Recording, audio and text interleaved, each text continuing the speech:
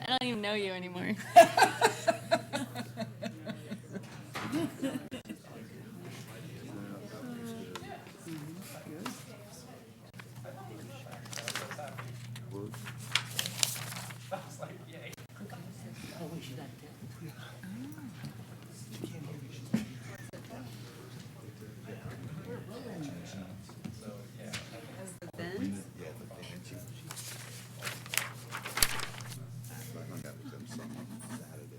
What day is it?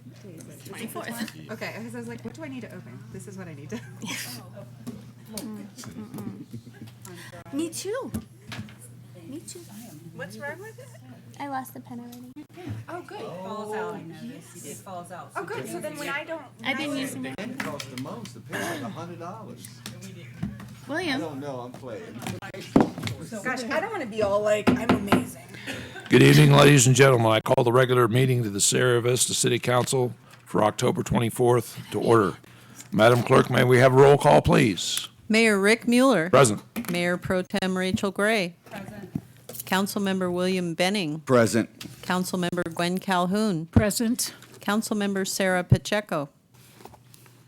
Councilmember Carolyn Humphrey. Present. Councilmember Christine Wolf. Present. Mr. Mayor, you have a quorum. Thank you, Mrs. Adams.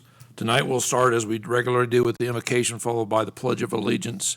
Tonight the invocation will be led by Pastor Becky Priest of the Hope and Healing Church, followed immediately by the Pledge of Allegiance by Councilwoman Humphrey. Will you please rise?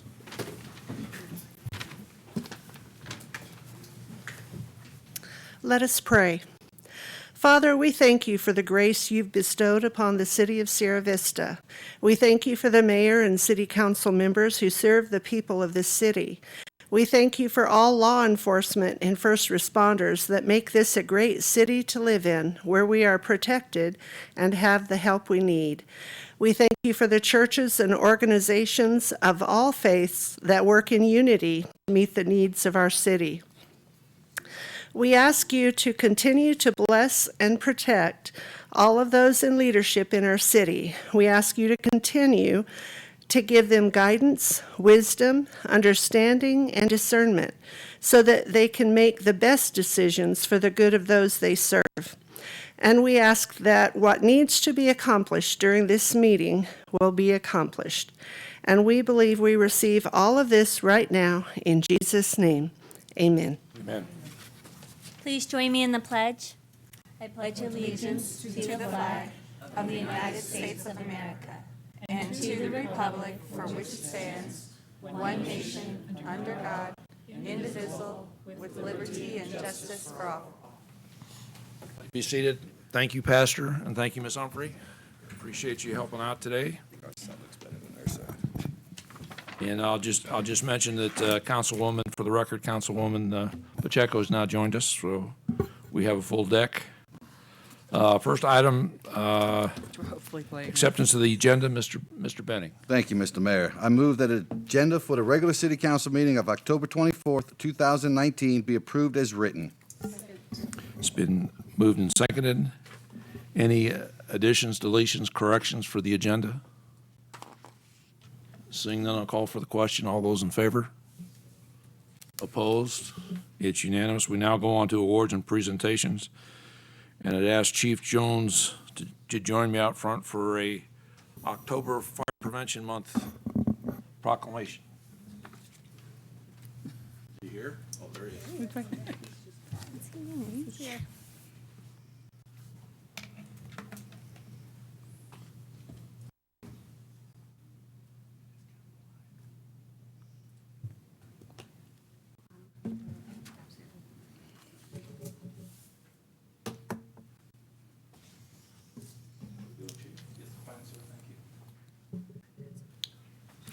It's my honor and privilege as mayor of the city of Sierra Vista to offer the following proclamation on behalf of the good citizens of Sierra Vista. Whereas fire is a serious public safety concern both locally and nationally, and homes are where people are at the greatest risk for fire.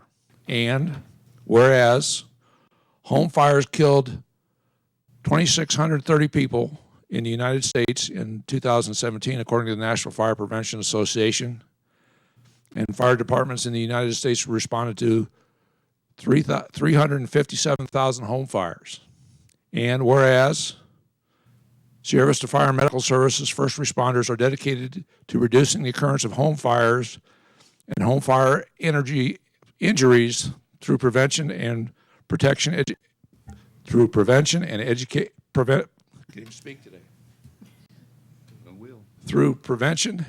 protection education. And whereas the 2019 Fire Prevention Week theme, "Not every hero wears a cape, plan and practice your escape," effectively serves to remind us that we need to take personal steps to ensure our safety from fire. Now therefore be resolved that I, Frederick W. Mueller, Mayor of the City of Sierra Vista, Arizona, do hereby proclaim October 6th through 12th, 2019 as Fire Prevention Week in and for the City of Sierra Vista. In witness whereof, I hereunto set my hand and cause the great seal of the City of Sierra Vista to be affixed. This, the 24th day of October, the year of our Lord, 2019, and independence of the United States of America, 243rd, signed Frederick Mueller, Mayor. Congratulations, Chief.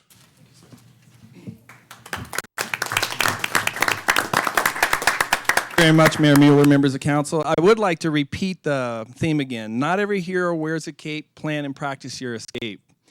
You know, in a residential fire, it takes about 1 or 2 minutes for the average family to get out of a home. And that's when the smoke detectors do go off. So we do want you to plan and practice this your escape plan out of your house. Have an escape plan. Practice a fire home drill. Choose a safe meeting place and test your smoke detectors, because those are all items that will assist you if ever this occurs in your house. Thank you very much. I believe this is the month that everybody should be checking their batteries and their detectors too, right? Okay. Thank you, Chief. Thank you very much. We'll now go to the city manager. Thank you, Mayor Mueller, members of the council. Your next regularly scheduled work session is scheduled for Tuesday, November 12th, 3 p.m. here in the council chambers. Next council meeting, of course, then will be the following Thursday, the 14th at 5 p.m. also here in the council chambers. A reminder that there will not be a work session or a council meeting the week of November 25th due to the Thanksgiving holiday. Just a few projects tonight. The Community Development Block grant-funded Old Public Works Yard demolition will begin tomorrow, so that's a good thing.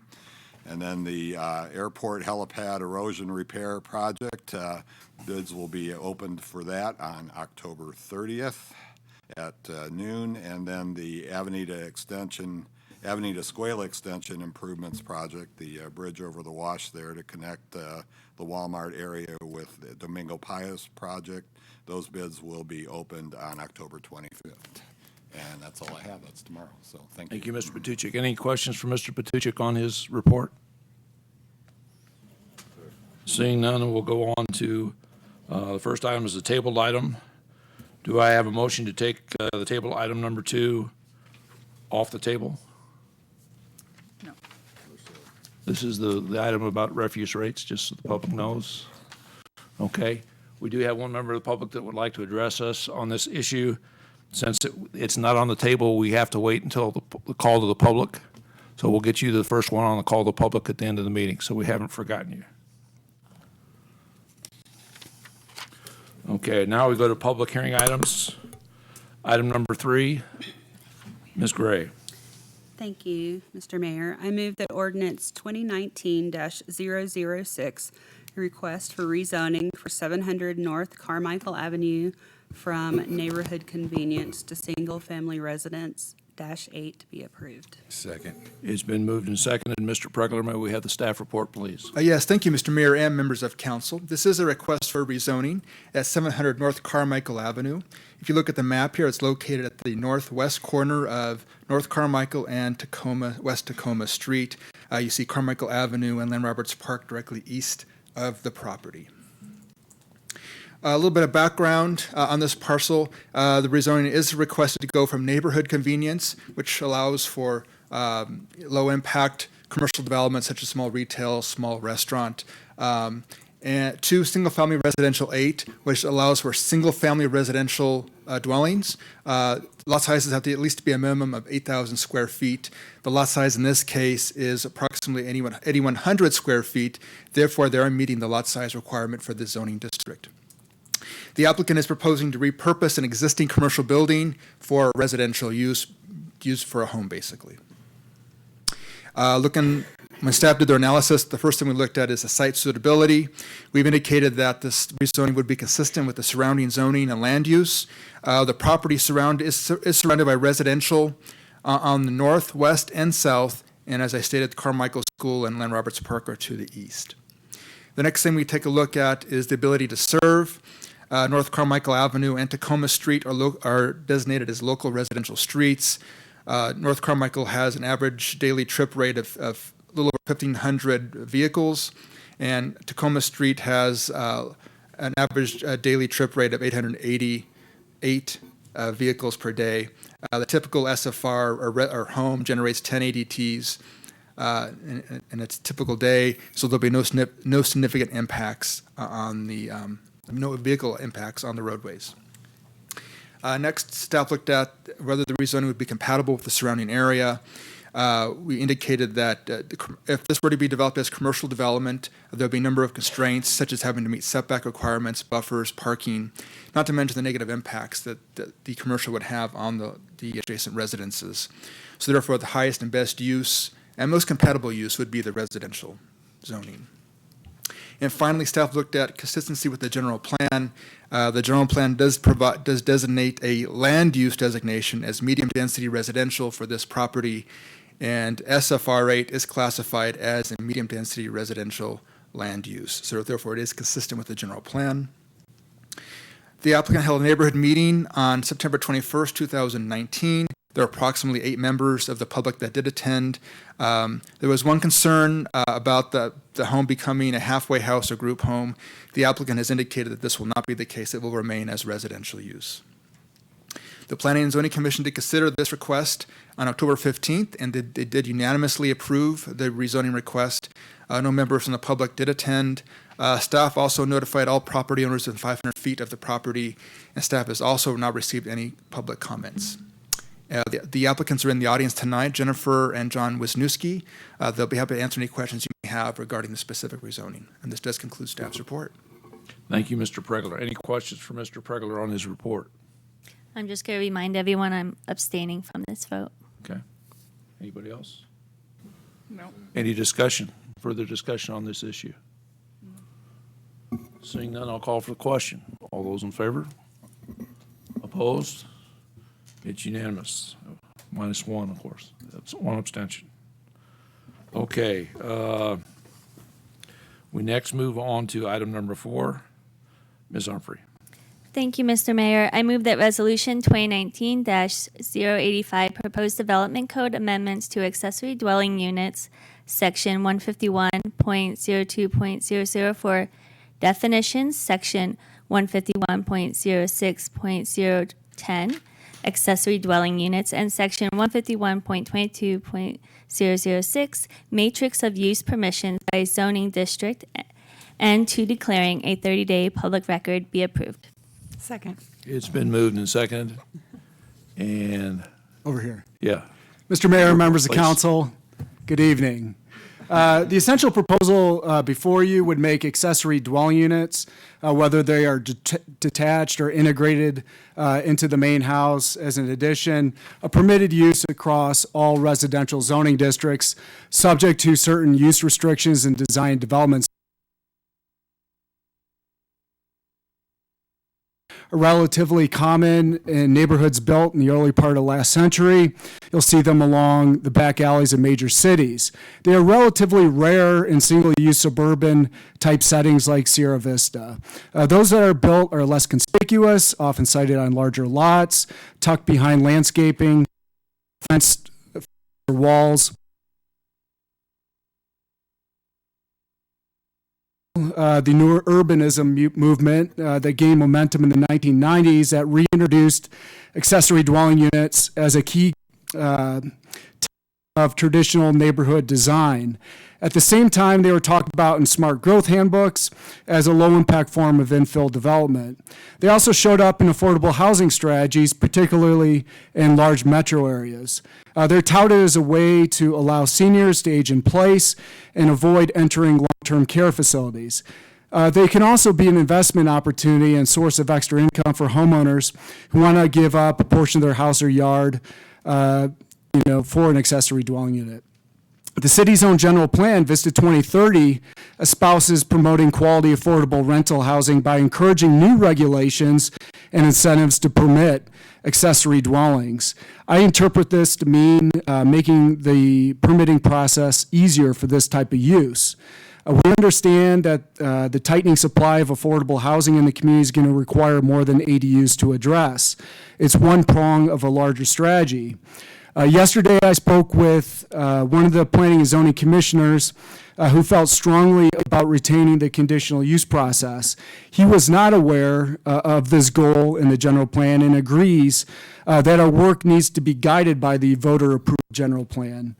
He expressed that he's not okay with the administrative permit procedure being put in place and permitted me to share this with you.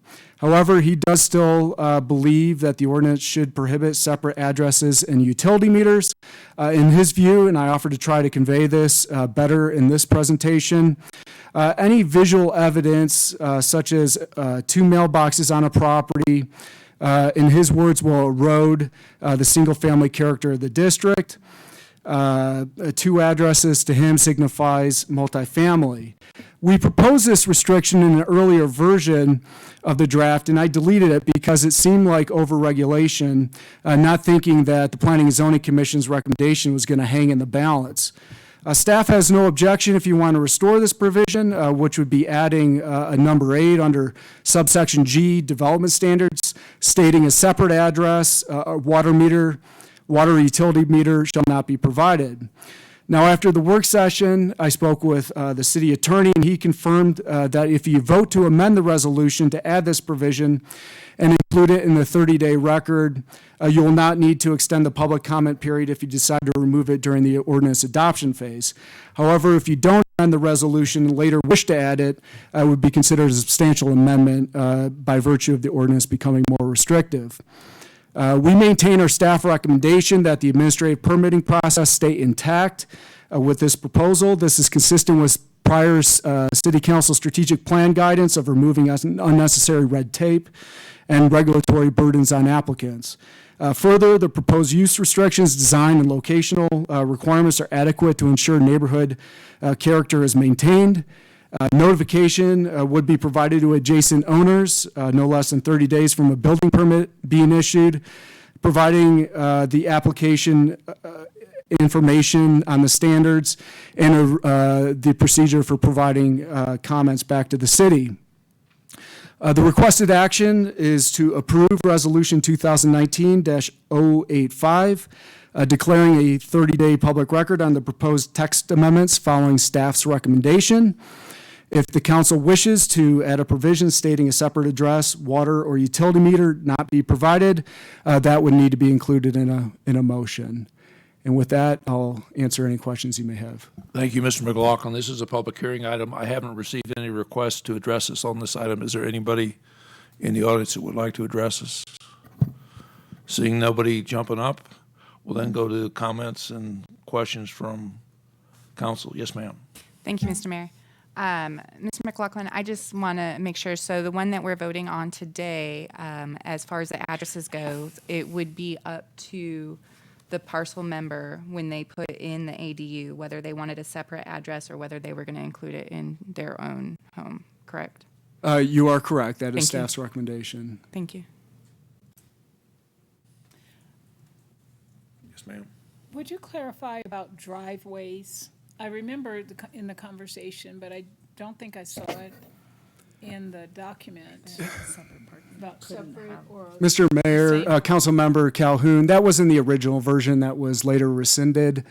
The focus in the Planning and Zoning Commission's recommendation was placed on multiple addresses and utility meters on a single-family site. And I believe that was the extent of their recommendation relative to that issue.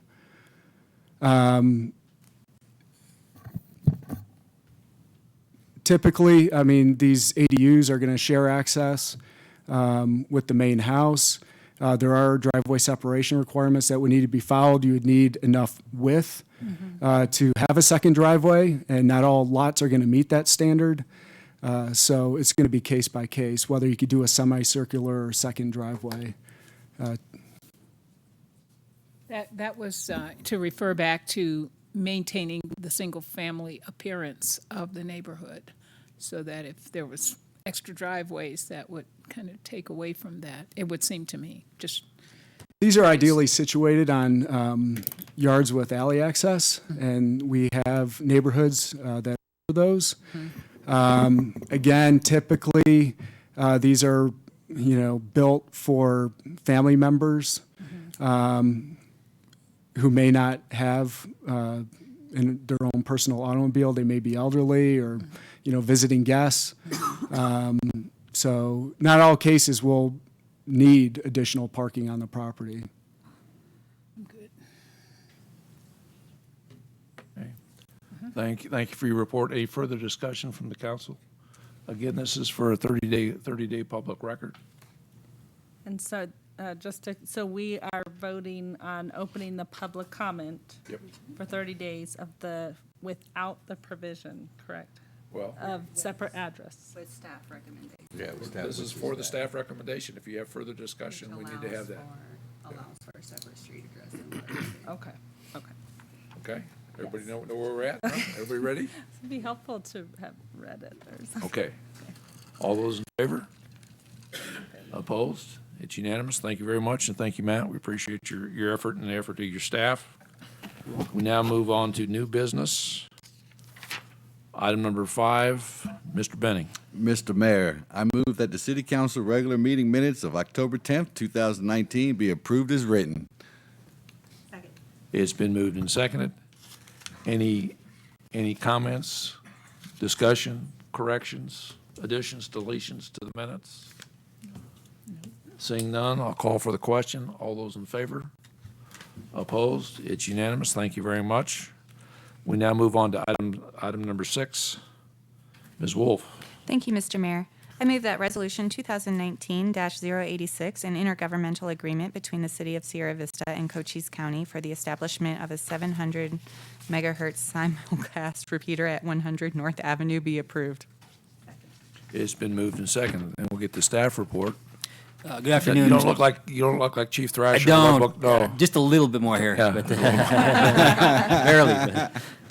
Good afternoon, Mr. Mayor, members of council. Pleased to present this IGA to you. This is actually a positive enhancement to our regional public safety communication system. The addition of a 700 megahertz simulcast repeater has been needed. We turned over to the 700 megahertz trunking system for public safety communications in 2017 as our primary channel, and noticed that there were some pockets on the west end of town where we were not getting the reception and being able to communicate. It was causing officers to have to transition back to our older VHF frequency, which causes some operational issues both in dispatch at CCOM and out on the field. Working closely with my counterpart at the Cochise County Sheriff's Office, Commander Tom Alinen, determined that probably the best course of action to fix this and also strengthen this 700 megahertz system is to add a 700 megahertz simulcast repeater to the tower located at 100 North Avenue, which is owned by the city. And essentially, Commander Alinen sought and successfully received funding through Operation Stone Garden Grant to completely fund this project in the amount of $617,000. The purpose of this IGA is to formalize an agreement with Cochise County government to allow them to purchase and install the simulcast repeater on the city-owned tower at 100 North Avenue. Also to allow them continued access to that for maintenance. Maintenance sometimes is a site visit about every 2 months or so. We feel this is going to be a good addition to our ability to serve the community as police officers, public safety officials, and it'll be also help us move one step further toward a strong public safety communications network as we want to eventually expand out to have statewide communications. I'll take any questions. Questions? Yes, ma'am. Thank you, Mr. Mayor. Just one, and I just want to make sure that the community is clear on this. How much is this going to cost the city of Sierra Vista? It will not. There will be no cost to the city of Sierra Vista. Thank you, sir. Thank you, Commander. Any other questions? Good comment. I Comment. just want to say, kind of echo that. I thank you to the Sheriff's Office for sure for their work on this grant, bringing the Operation Stone Garden grant to us, and also for the police, police department for your work on this grant.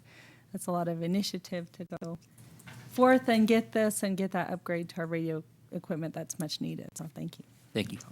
Any further discussion on the council? Yes, sir. Just a reminder, I'll be recusing myself from this vote. Oh, due to conflict of interest with employment. Potential conflict. Potential conflict of interest. Gotcha. Okay. Any other discussion? Seeing none, I'll call for the question. All those in favor? Opposed? It's unanimous with one abstention. We now move to call to the public. And the way call to the public works, for those that haven't addressed the council before, you've got 5 minutes. We'd ask you to come to the podium and speak into the mic so we can get you broadcast as part of the council meeting. There's also a light system here. You've got 5 minutes to talk. It'll start going green to yellow, and then it'll start flashing red, and I'll ask you to conclude your remarks if you go over 5 minutes. So tonight, and you're gonna have to forgive me because I'm gonna slaughter this last name, I know. Zena Justinano? You're right, you slaughtered it. Yeah. There you go. Well, how's the last name pronounced? Justiniano, it's Justiniano with H. that was- Okay. Justiniano, okay. Mr. Mayor and the Honorable Council, I'd like to bring up the topic of our proposed increase in fees for refuse. One of the options to avoid that change in fees is to find a way to turn trash into cash. And one of the systems is called a gasification system. I know of a company that can process 20 tons of garbage per day. Every ton of garbage that it processes will change 1 ton of garbage into 1 barrel, 55 gallons of diesel fuel, synthetic diesel. So every day you produce 1,000 gallons of diesel fuel. I've already talked to the county waste manager, and he says that we produce more than that in the county, but it might be enough for us to handle in the city. If we don't want to handle it in the city, it might be possible for the county to do it at a smaller level and just do certain prioritized garbage, such as medical waste, biohazardous waste, so that we can get the 20-ton daily limit 7 days a week, and we can also take stuff out of the landfill. At $2.50 a gallon for diesel, it would take approximately 272 days to pay off this $750,000 system. So it wouldn't even need a bond. We could actually transfer funds from the fuel cost to the other costs. But right now, diesel fuel is between $2.83 and $3.10 a gallon. I don't know if you get a discount for buying it in the city, buying it for the government. This may be a way for us to make ends meet, and if necessary, we could probably get a secondary one. It would take 12 to 18 months to get one, and it mans a crew of 9 people per shift minimum. Thank you for your time. You said you had the name of a company? Yes, it's. Could you share that with the city manager after the meeting so we can at least look into it? Yes, thank you. Okay, thank you. All right, next is this one I'm not going to get wrong. Amy Carter. It's easy. Glad I can be of service.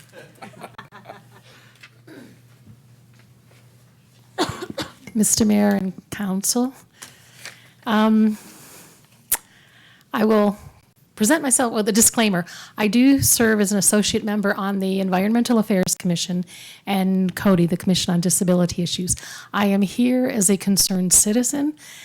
The changes that were proposed yesterday at the work session were interesting, surprising, and what I'd like to request is that something you or whomever, let we, the citizens of the city, know what the history is of how you came to the determinations. So an article, an editorial, have it in the local newspaper, on various forms of social media, just so we know how we got to where we are today. Because my concern is that environmental issues, sustainability issues, thank you, Zena, for proposing that, they'll kind of be with the change, or if a task force or a commission is dissolved, that these environmental sustainability issues will go by the wayside. We have lost paper recycling is no longer happening. Plastic recycling things have to change because Malaysia is no longer taking plastics. Unilever is a company, worldwide, an international company that is creating a chain of here's plastic we used for our products. Let's then recycle and reuse. We cannot go on as a city or as a nation with what we've been doing. Sure we can, but at what price and at whose expense? So I'd like to know, and I think an informed citizenry is a good thing. So what brought us here, and we tout sustainability in our vision for 2030. Let's really put the metal to the pedal. I wear Crocs, so I don't know about the metal part. We owe it to ourselves, we owe it to our children, our grandchildren, and future generations. And also the change with the Cultural Diversity Commission. Having grown up in a white world with white privilege, I'm getting more and more information about what a privilege that has been. Our church just showed the movie 13th, as in 13th Amendment, this past Sunday. I recommend it to everyone. It's a big eye-opener. And so there's so many things that we need to be aware of and change if we're going to continue to live in peace, to live in a healthy way, from our air to our water to everything else. And there's more, but I'll come back at another meeting. Thank you. Thank you, Ms. Carter. And I'm not sure when you arrived on Tuesday, but I think you might have missed the second slide where we did talk a little bit about how we got to where we were. And we'd be more than happy to go through that again when we discuss this at the next work session. I also announced that at the urging of council, when we do discuss this at the next work session, we will have a period before the council starts deliberation to hear from the commissioners that are concerned. So you have another opportunity then to speak. Okay? I'd like to also get it out to the community, wider community. Yeah. Editorial or I got that message. What's that? Never mind. That's okay. Next up is Liz Tomey. Yeah.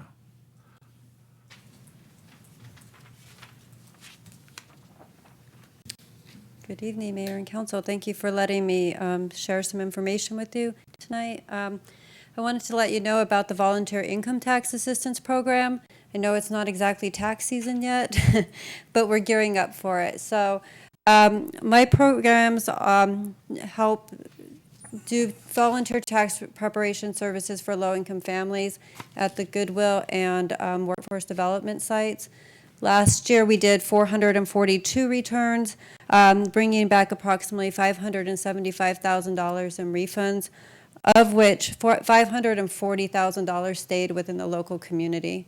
It's a great program. We're one of a few organizations who do volunteer tax preparation, AARP being the biggest one for seniors, and also CCAP does,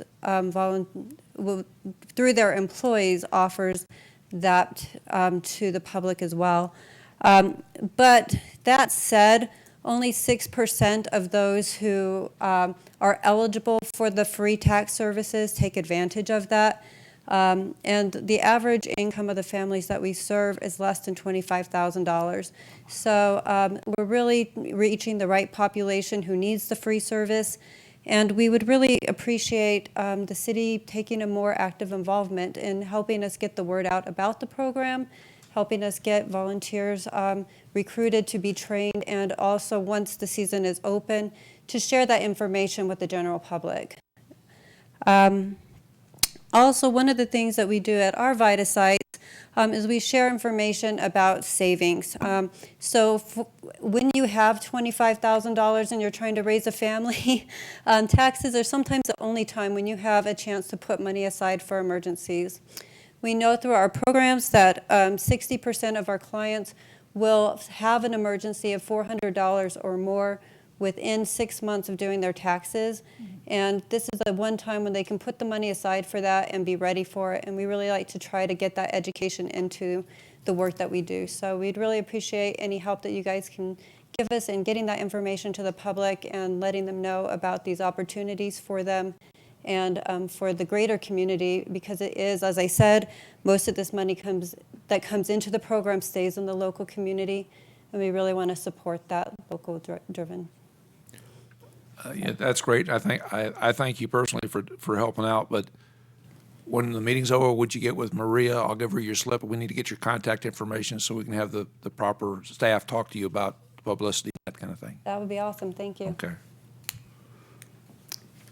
Anything else? Questions? All right, then. Thank you very much. I'll close call to the public, and then we now move to comments and requests from council. And tonight we start with Ms. Humphrey.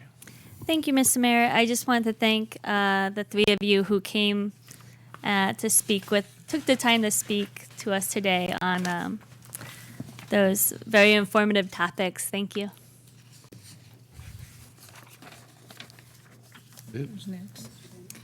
Ms. Carolyn is done, so Councilmember Benning, if you can go next, that would be fantastic. I will step in. Thank you.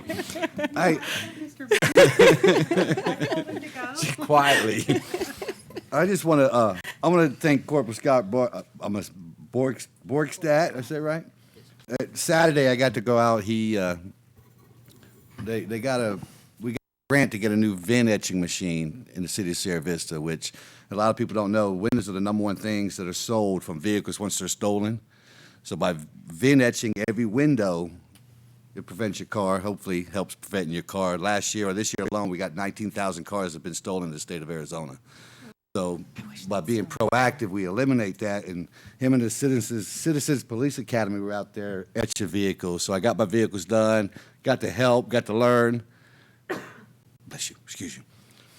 So good job to that. And then I do like that. Not every hero wears a cape. Could be a teacher, could be chief of police. Chief of fire chief. So thank you, chief. But plan and practice your escapes. Me and Councilwoman Gray were talking about our escapes would be grab the dogs and run. But as long as we know what we're doing. So thank y'all very much, and thanks for coming out and talking to us, to the public. Thank you, Mr. Benning. Ms. Wolf. Thank you, Mr. Mayor. I actually have a couple of things to say today. I know. I am Chatty Cathy. I apologize for this in advance. So the first thing I want to talk about is Fire Month.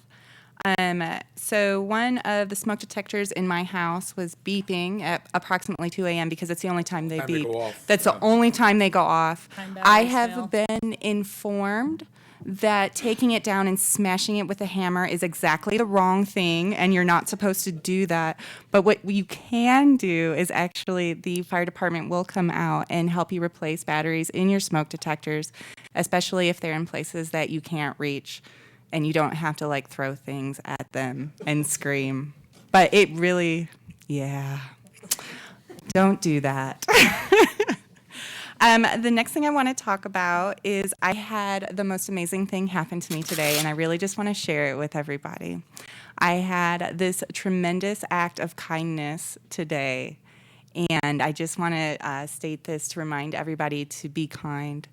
I was at my business and I was opening the door to my business, and right at 1 o'clock, somebody was at the door trying to come in, and she had a box in her hands, and I think my face said, "What in the world do you want from me?" But she came in and she said, "I'm from Texas Roadhouse. You look like you need some rolls, so here's some rolls and some butter, and I hope this makes your day better." And it really did, and it was fantastic, and I just want to say thank you, and remember to be kind. The next thing I want to talk about is Halloween is coming up. Couple things. Remember, the littles are going to be out, so let's drive a little slower and make sure that we're safe and we don't do anything to hurt them. And also remember that sometimes there are some older kids that are still little in some ways, and let's still give them some candy and be kind to them. And third, because I promised I would say this, and I really think this is an excellent idea, and I think it could apply to council as well, so I won't exempt us from this, is that we might need to get involved in some personnel issues and mandate costumes for Halloween. Second. Thank you. That's an interesting comment there. Okay, we next go to Mrs. Pacheco. Thank you. So I actually have a lot to say. I know you're really surprised. Okay.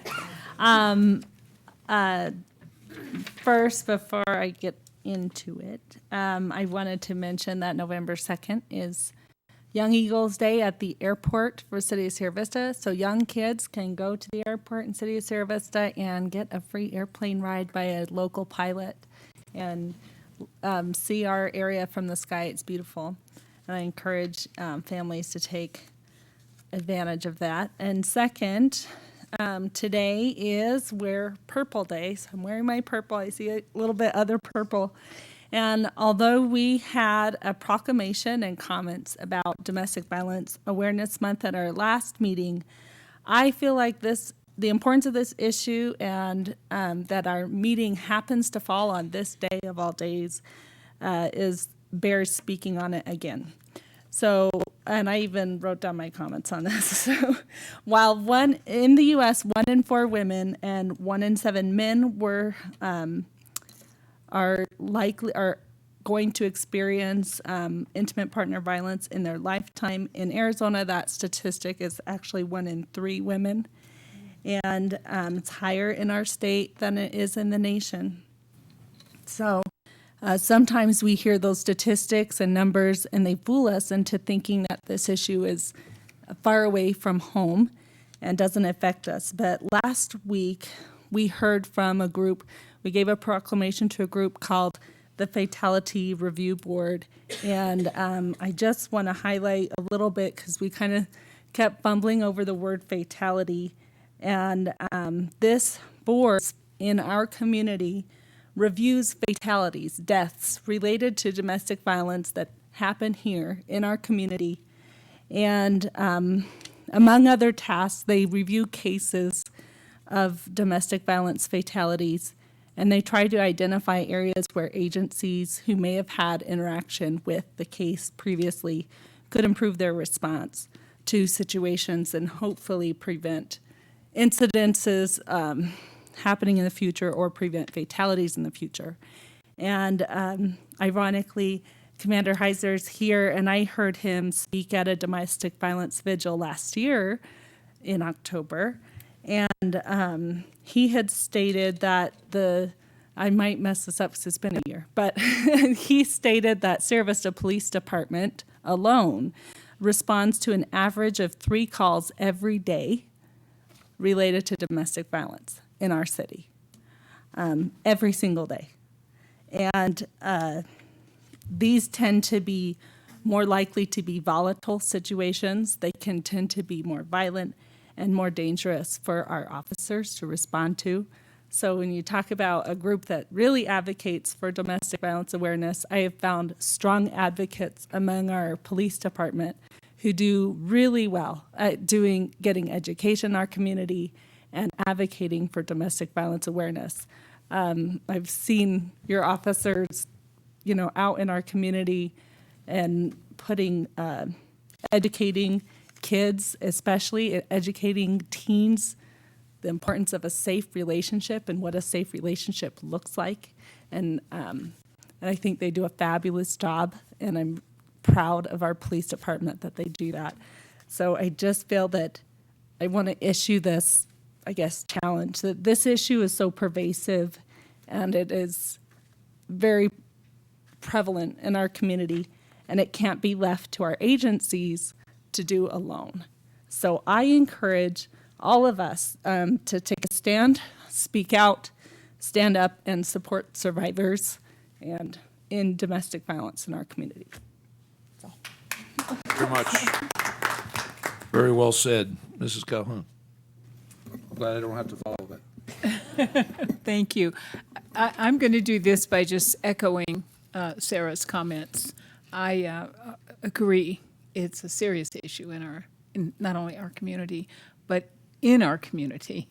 And that one way, I think, when you said to be there for people, a smile to a neighbor, a handout to a neighbor can make a big difference for someone knowing that others are there and care. I also want to thank those who spoke to us this evening, Zena and Amy and Elizabeth. Thank you so much for coming to us. We care about these issues in our community, and will do what we can to assist with those things that you bring to us. I'm especially looking forward, well, actually to all of the things you spoke about, but to being able to pass the word around about things that are going on in our community, like VITA.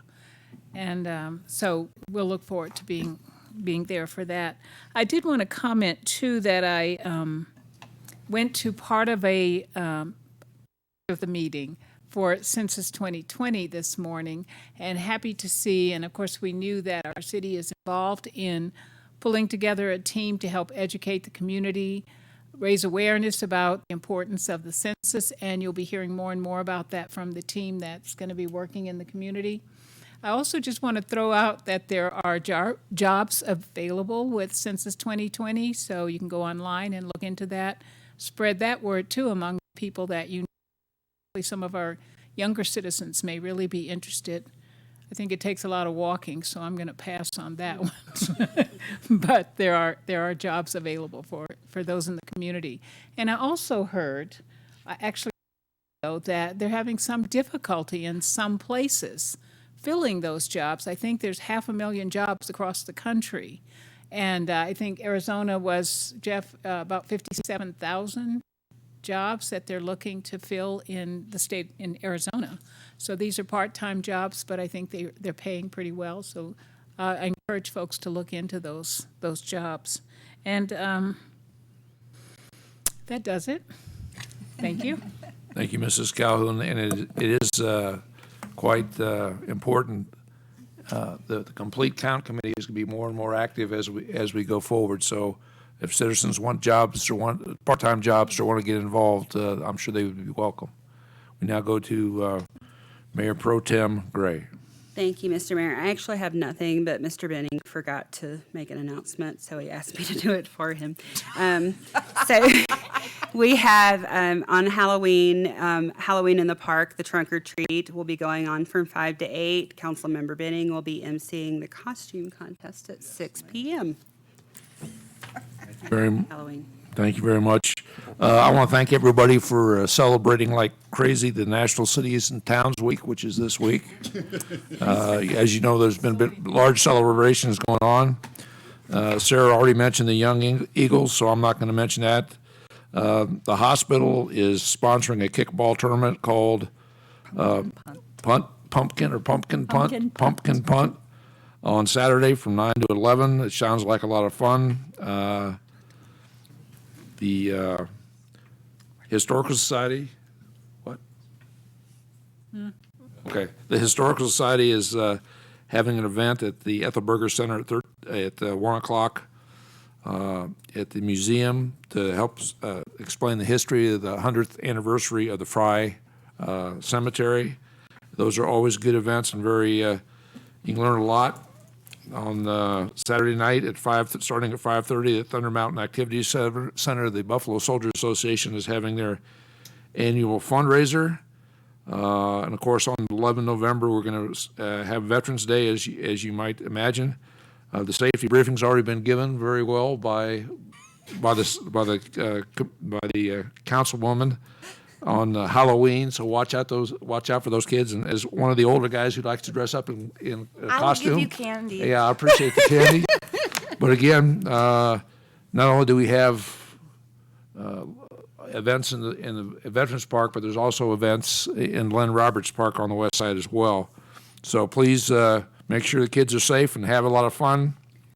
And we'll see you at the next council meeting, if not before. Meeting's adjourned. Thank you. Did you say the pumpkin hunt was this Saturday? Yeah.